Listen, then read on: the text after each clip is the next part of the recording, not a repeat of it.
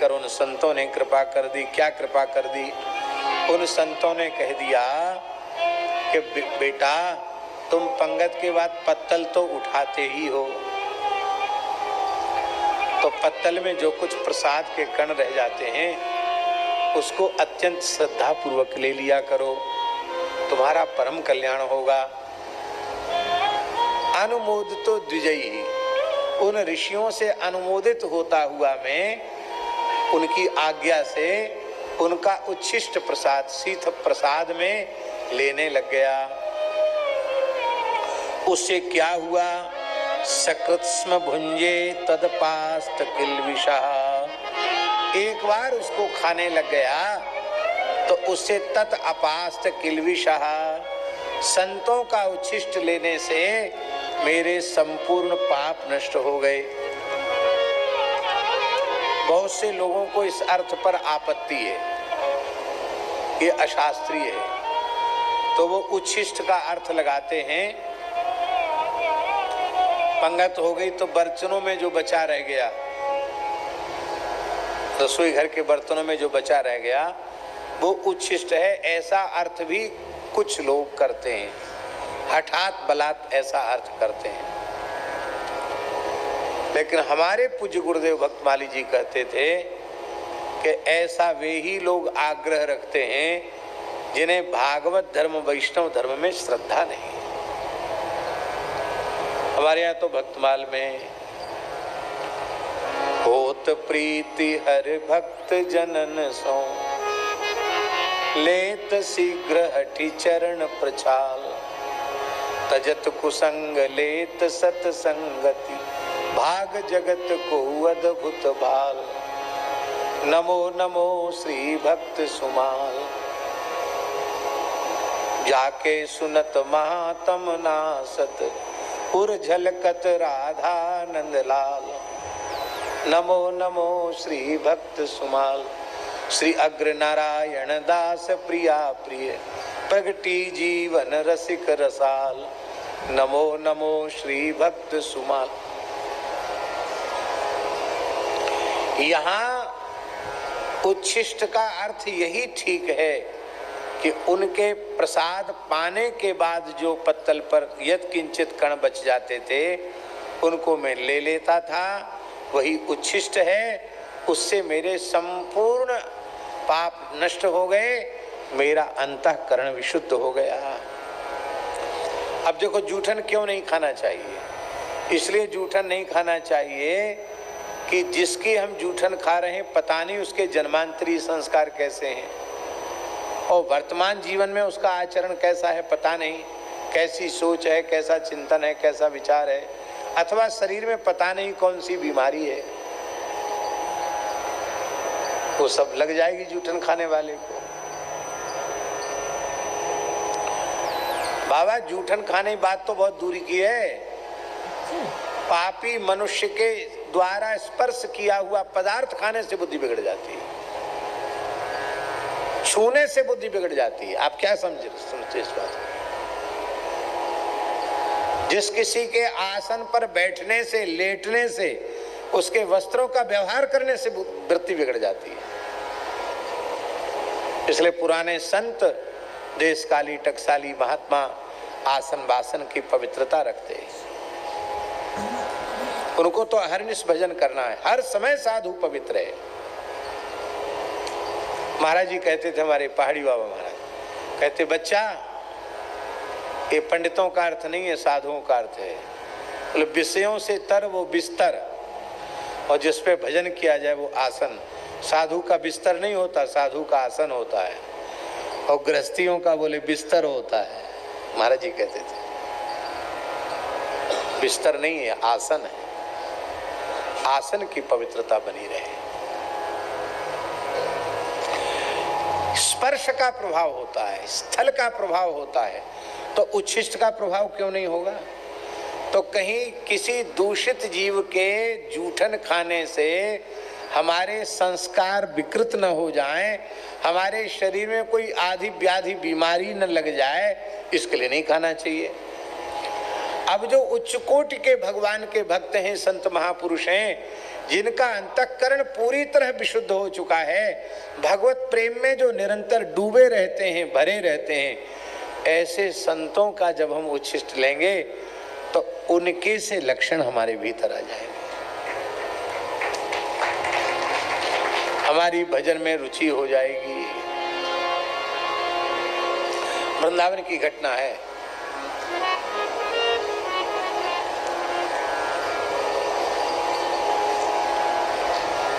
एक महापुरुष मिले, एक संत की सच्ची घटना है।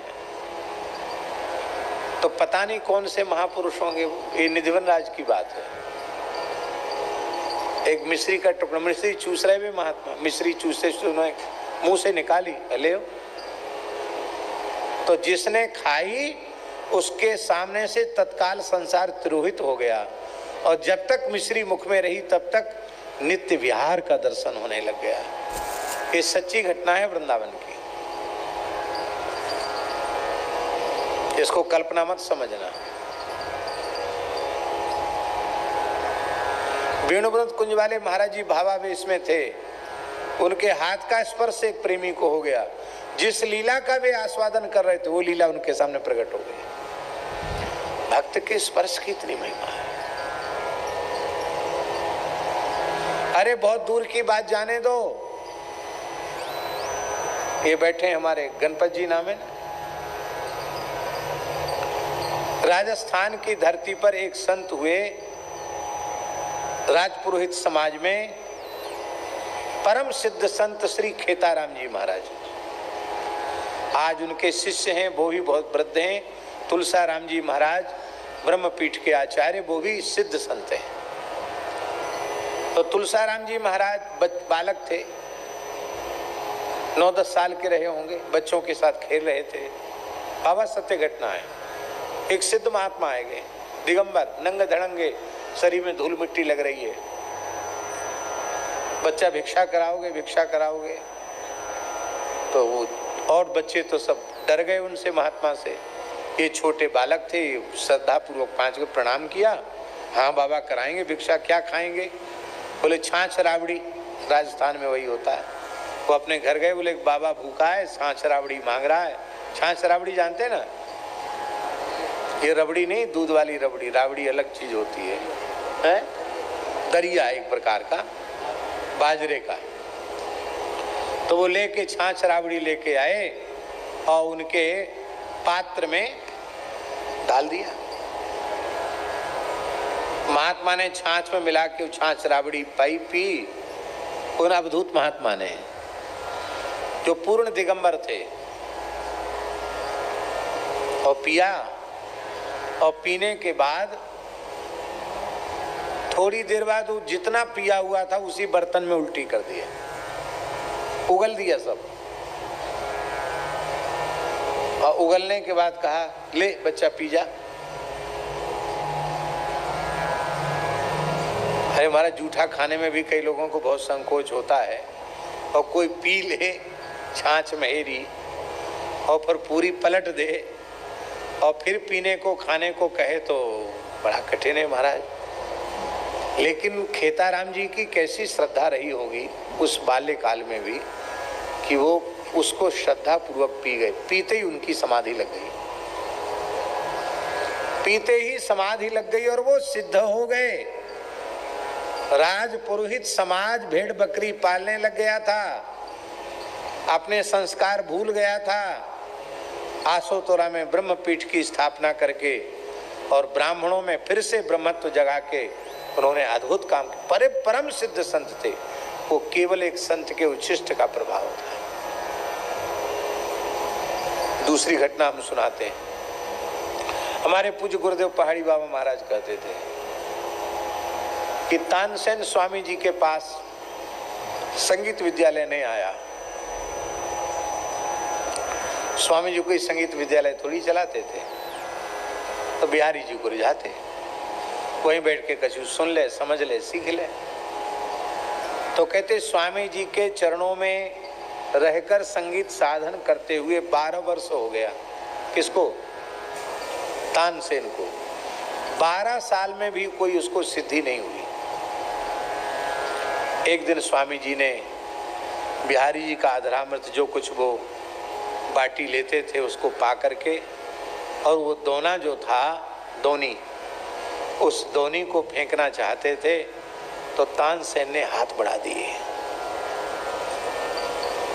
आपने उसकी श्रद्धा देखकर दोनी दे दी।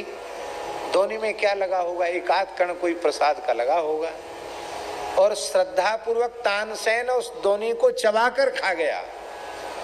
और उसकी श्रद्धा को देखकर स्वामी जी ने अपने बड़े बड़े नेत्रों से देखा और तनिक मुस्कुरा दिए। बस सारे राग रागनी तानसेन को सिद्ध हो गए।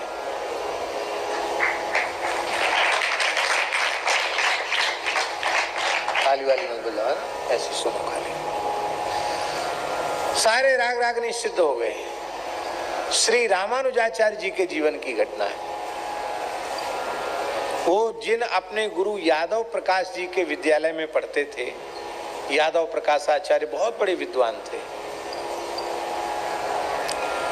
जिस दक्षिण के राजा के राज्य में उनका विद्यालय संचालित था, सारी वृत्ति राजा की ओर से प्राप्त होती थी विद्यालय की। उस राजा की कन्या को ब्रह्म राक्षस का प्रकोप हो गया। अब वो किसी तंत्र मंत्र झाड़ फूक से ठीक ही ना हो, तो राजा ने यादव प्रकाश जी से कहा कि इसको ठीक कर दो। तो यादव प्रकाश जी आए, बड़े विद्वान तो थे ही, मंत्रज्ञ थे, तंत्रज्ञ थे। वो कुछ इलाज करने लगे, भूत प्रेत भगाने वाला। सोई वो ब्रह्म राक्षस से आविष्ट वो कन्या बोली, हे मूर्ख अल्प शक्ति वाला, क्या मुझे भगाएगा? तू मुझे भगा नहीं सकता है।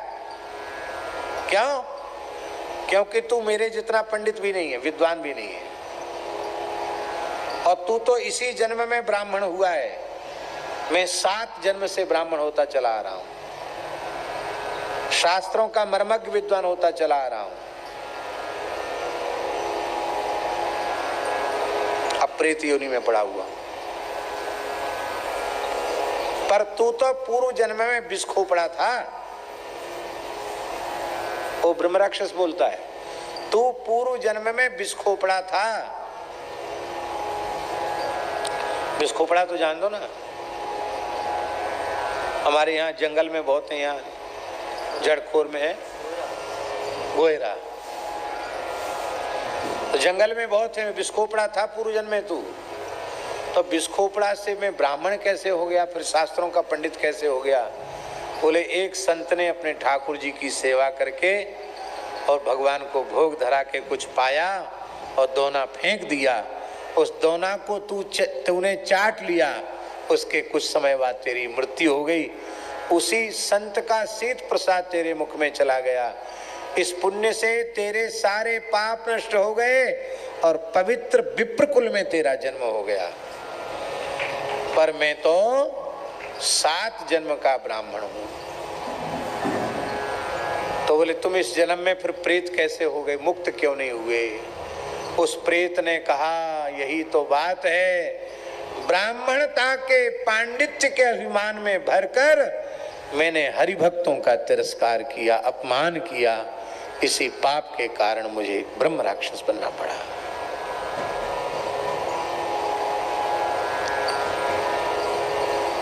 तो इसको क्यों पकड़ा, इसको छोड़ दो। बोले नहीं, मैं उद्धार के लिए आया हूं। तो तुम झाड़ फूक से जाओगे नहीं तो कैसे जाओगे?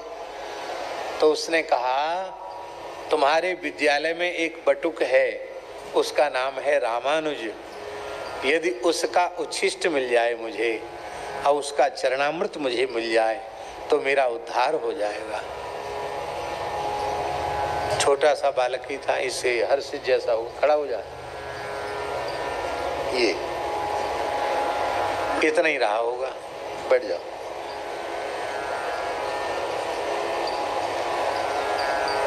तो जैसे ही बालक का चरणामृत दिया गया, प्रसाद दिया गया, वो तत्काल मुक्त हो गया। बोले मैं विमान में बैठकर वैकुंठ जा रहा हूं।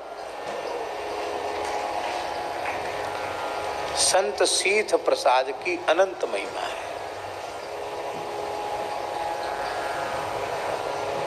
एक ब्रजवासी बालक को, वृंदावन को,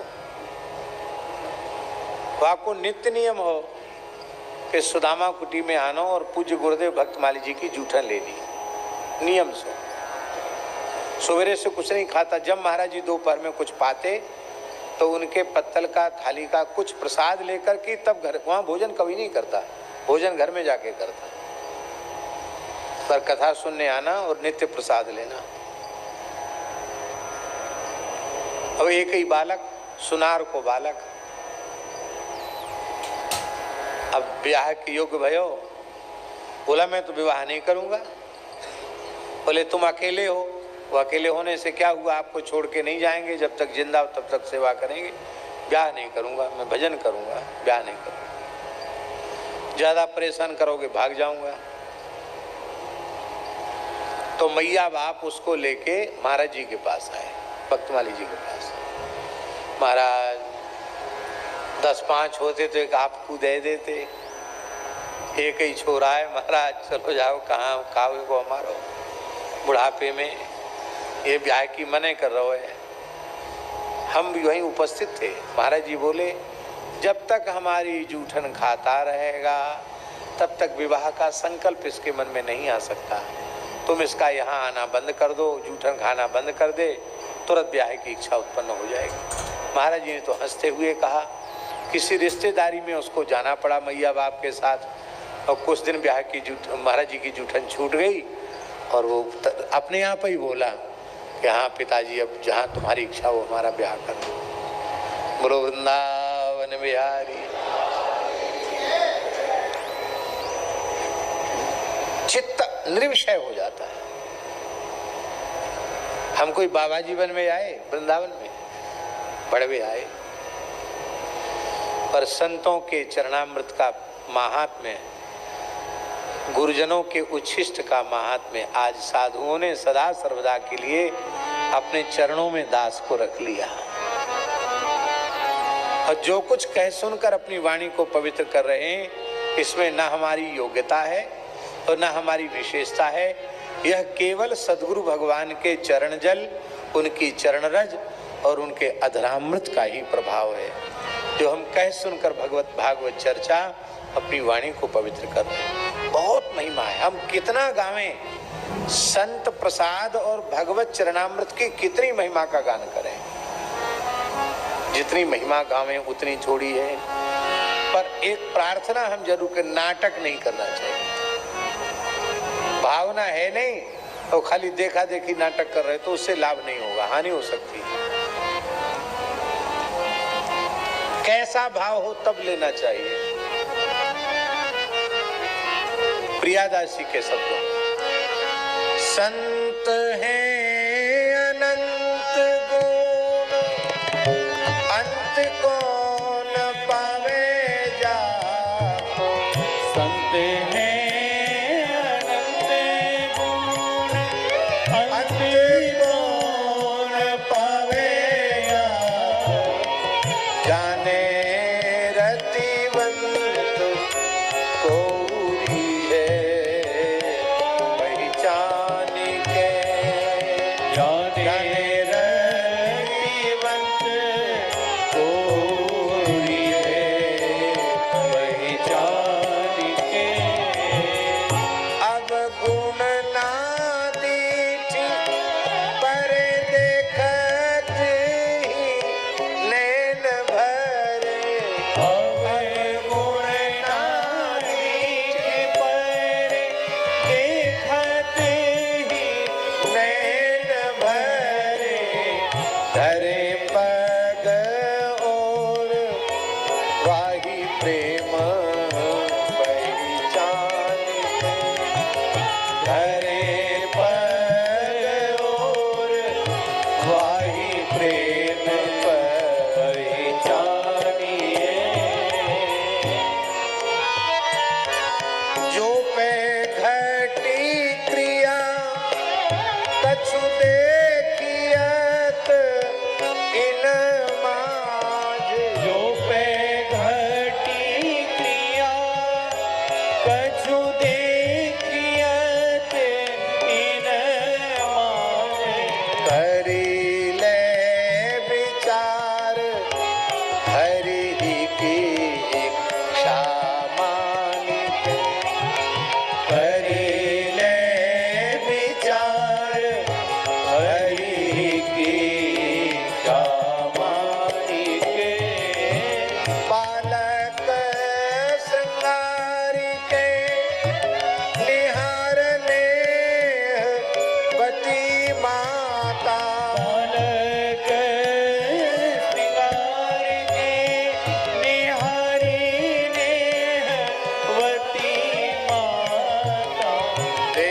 जो डिठोना कारो दीठ डर जानिके। देत जो दिठोना कारो डीठ डर जानिके। ऐसा भाव जब तक संत भगवान के प्रति न हो तब तक जिन संत सद्गुरु महापुरुष के प्रति इस प्रकार का पूर्ण भगवत भाव हो गया हो, उनका ही अधरामृत श्रद्धा पूर्वक लेना चाहिए, देखा देखी नहीं करनी चाहिए, श्रद्धा को उत्पन्न होने का अवसर देना चाहिए।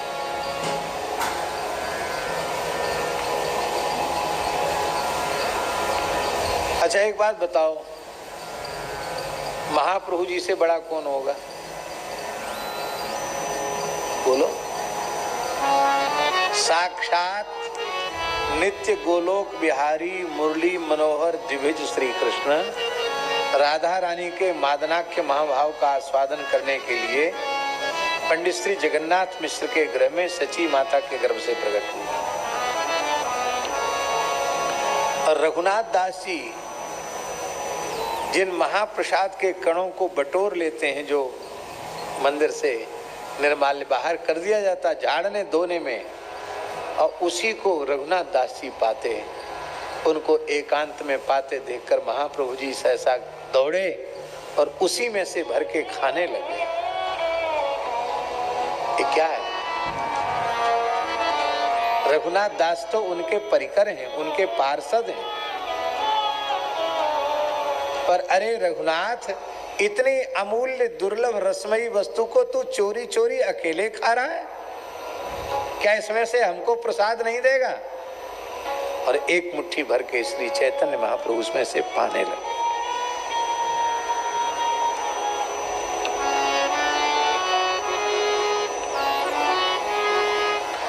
भक्त चरण रज,